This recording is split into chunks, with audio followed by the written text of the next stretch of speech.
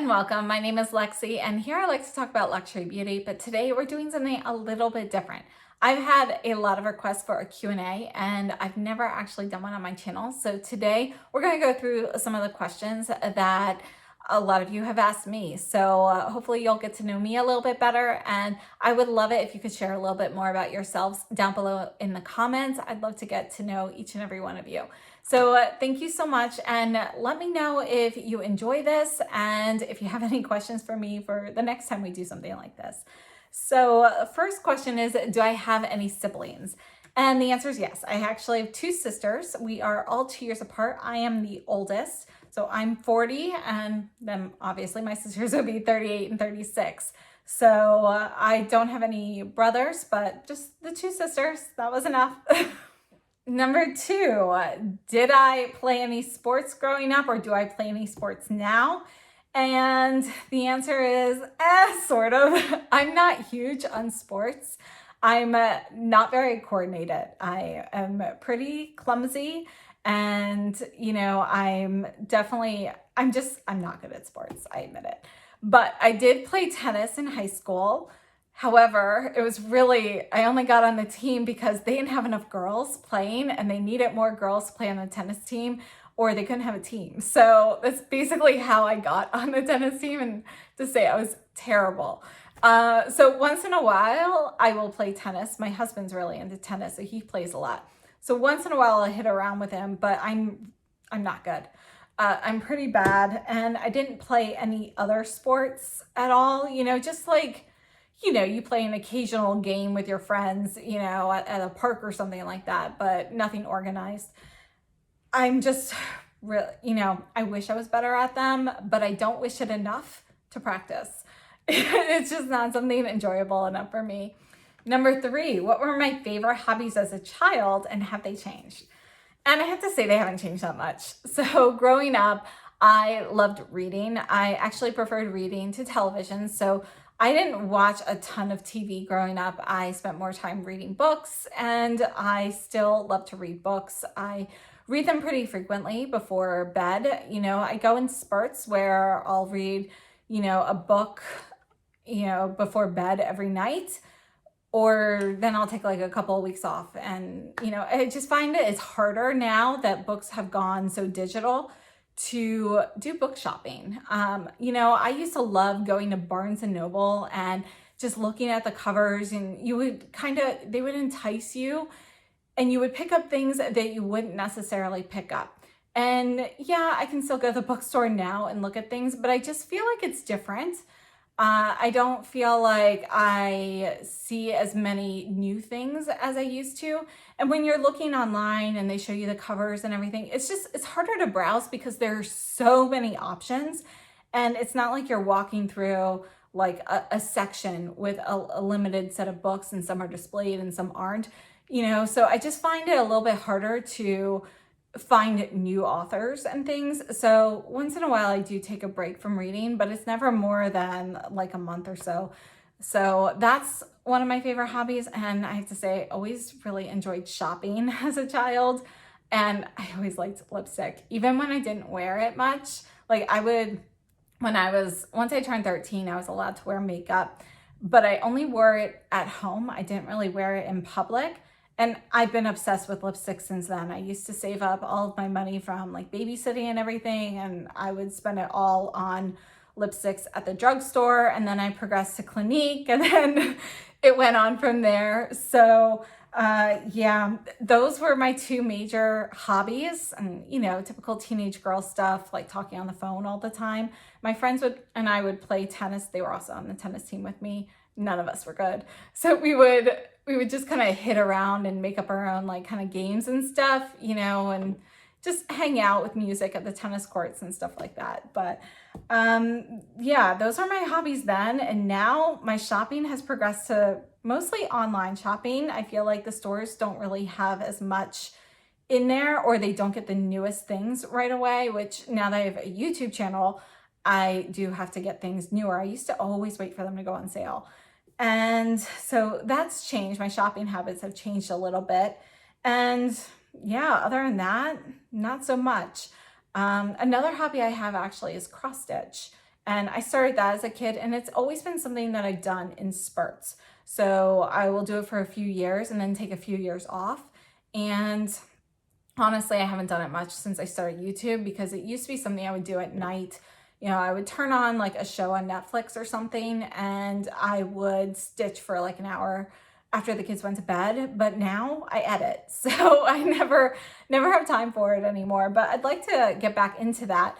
I'm working on this huge design from Heaven and Earth Designs called College of Magical Knowledge, which is it's a piece of artwork that they have converted to cross stitch. I haven't gotten that far, but you know, I forget how many pages, but it's 400 by 400 stitches, I think, something like that.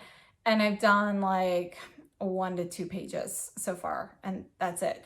So you can see how many pages there probably are on this just from this picture here. It's kind of crazy. Number 4, who is my favorite author? And I have to say it's really hard, but if I had to pick just one, I'd probably go with Jane Austen. I read her books pretty much every year. I will reread at least one of them, and I absolutely love her books. I feel like for her time period, you know, she was really progressive, and I just find, you know, the way she went about things very interesting. And yeah, right now they've got Sanditon on TV, or I think that last episode just aired. I kind of always wait until the episodes of a show that I'm watching, I wait till they're kind of all there so I can binge watch them. So I'm finishing up season 2 right now, but Sanditon, if you haven't checked that out, it's on PBS. It's one of the masterpiece classics, and I love it. And I was afraid that I wasn't going to like where season 2 was going, since one of the leads decided not to return. But I'm really happy with it so far. So hopefully that's good. Yeah. Number 5, what's my favorite food? You know, I have to say, I'm not a healthy eater. I mean, I will eat healthy foods, but I don't enjoy it. So if I had to pick favorite foods, it would always be like a dessert, like a cinnamon roll, which I actually don't consider dessert. I consider that as breakfast. I know that's probably pretty bad, but you know, it's different. Like when I was growing up, for like a special breakfast, we would have stuff like donuts or pastries and things like that. Whereas my husband, he's the opposite. He can't eat sweet things for breakfast. So for him, those are like dessert foods that you eat later. I'm like, no, you have to eat those first thing in the morning when they're fresh. So we're kind of different on that area. So if I had to pick like an actual food, my absolute favorite is something called Governor's Chicken. And if you guys have seen this anywhere, please let me know. We actually traveled to San Francisco looking for this because it's a Chinese food dish that has, there were 2 kinds, the lunch chicken and the dinner chicken were different. They were fantastic. They used to have it at this place here that, you know, they since retired and closed the shop. So, or the restaurant. So we don't have it any longer. And it's been, gosh, it's probably been like 15, 20 years. And we're still searching. Like, that's how good it was. And it was spicy. It was so good. So this is kind of a picture of what it kind of looks like, but it came with like broccoli and so forth. The dinner chicken would be like these huge chunks of chicken, like these big, like deep fried pieces. And the lunch chicken was smaller. Everything was amazing. And as I mentioned, we went to San Francisco actually looking for this chicken, and no luck. We had found it online on a menu, and people were talking favorably about it, and the pictures looked like it that people were posting online, but was nothing like it whatsoever. It was actually not good. So yeah, that would have to be my favorite food. So if anybody has come across Governor's Chicken, which is kind of like a spin off of General Tso's in a way, but it's you know, it's just not something really that people use here. And if you see it, please let me know. And then for my favorite dessert, I would actually go with a classic hot fudge sundae with vanilla ice cream or black raspberry ice cream, hot fudge, and whipped cream. And that's it. I'm actually pretty simple. I just really love certain things. I just keep them pretty simple usually. 7, do I prefer tea or coffee? Honestly, I don't love either one, but if I had to pick one, I would go with tea. I'll drink like green tea or peppermint tea, something like that.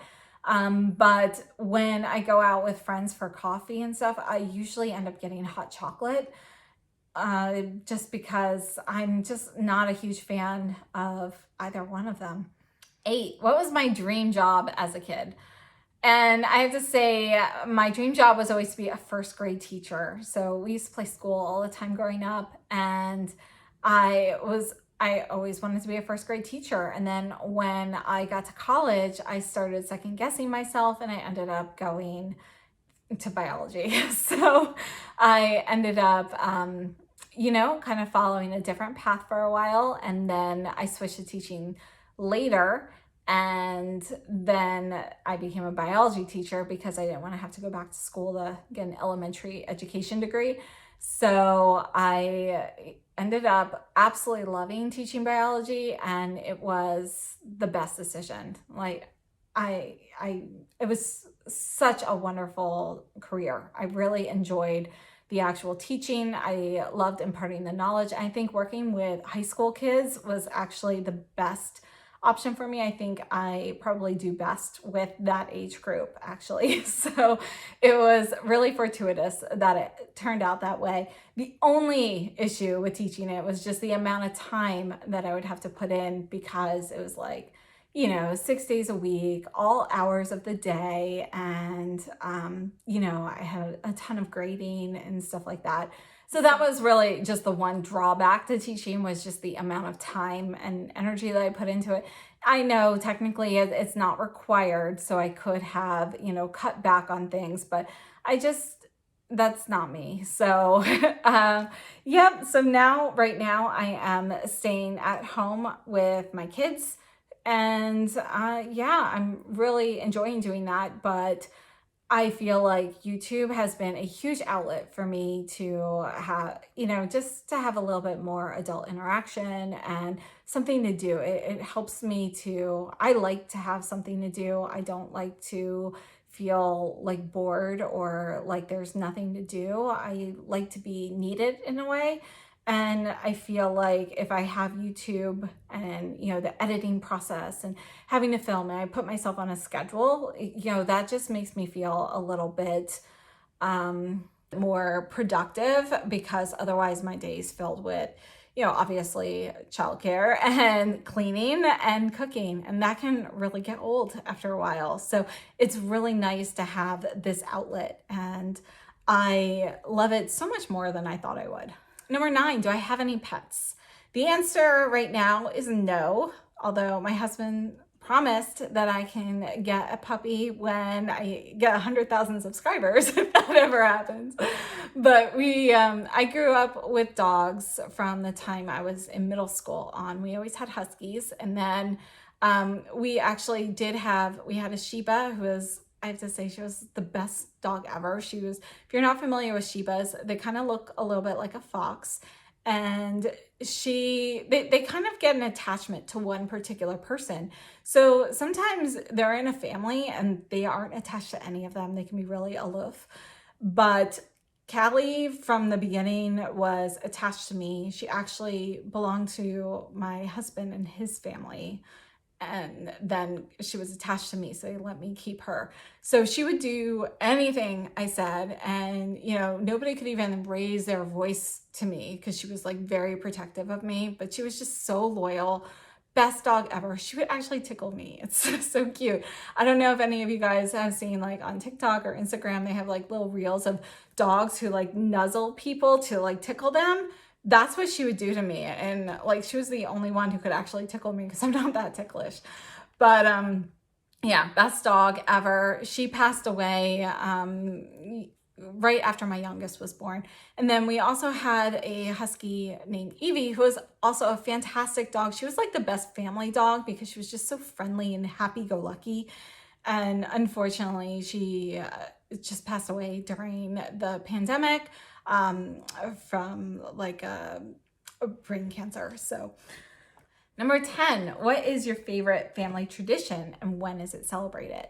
So this is actually something that my friend did with her kids while they were growing up. They're all grown now.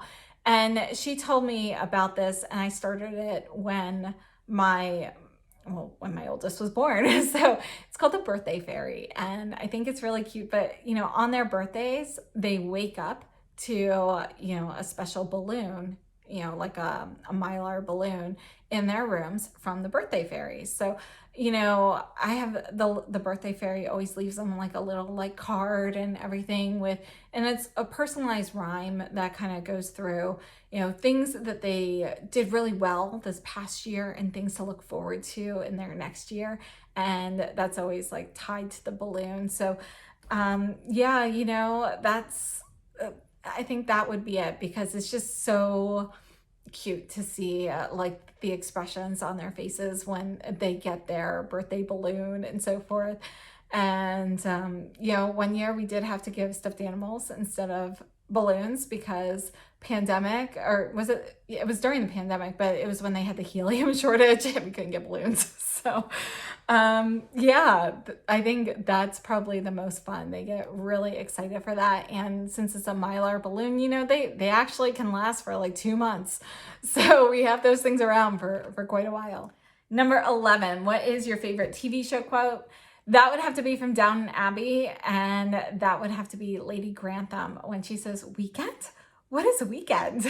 And she just, she's obviously had no concept of a weekend since she's never had to work. So she doesn't realize that there's a difference between the days of the week. And I just always thought that was hilarious. And I know one of my sisters and I, we both just absolutely love that quote. So that would have to be my favorite. And last question about my YouTube schedule and how I do the filming. So I typically, what I do in the mornings when I get up, I finish uploading everything, get the kids to school, and then when I come back, I upload, or rather I go through all of my emails and do links and things like that, post everything to Instagram or YouTube, wherever they need to go.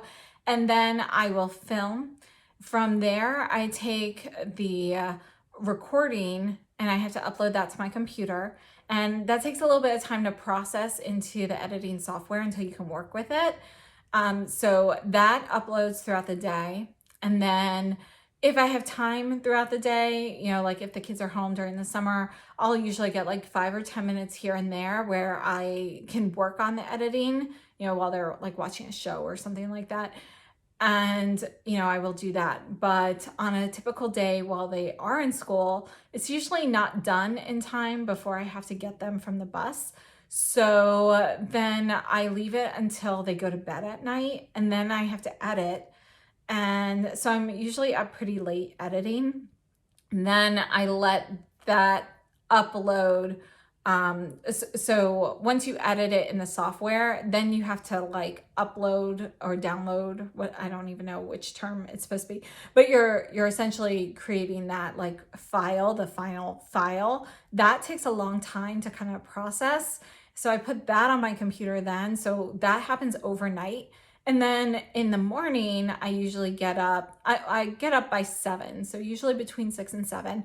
And I will then start uploading that finished file onto YouTube. That can take anywhere from 30 minutes to an hour.